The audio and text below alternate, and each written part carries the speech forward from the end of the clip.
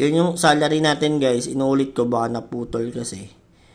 Yung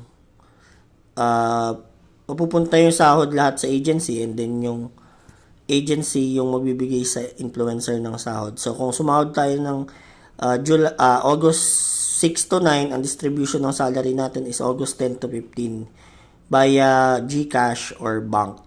So huwag kayong mag-alala, hindi ko naman itatakbo yung pera nyo kasi pare-pares lang naman tayong sikat, so hindi ko naman sisirain yung pangalan ko para lang sa sahod na to.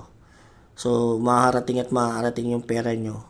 So kung may questions kayo, clarifications, so itanong nyo lang sa akin straight para hindi na magkaroon ng confusion.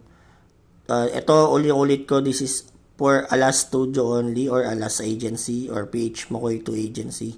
So ako gumawa nito based doon sa salary matrix ni Bigo plus yung consideration, sobrang taas na ng consideration kasi 1:1 to actually yung binigay natin eh. One download, 1 USD.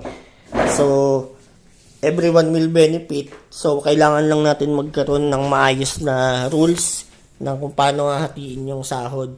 So ito yung nakita kong pinakamagandang way paano para hatiin yung sahod. So yun lang. Thank you.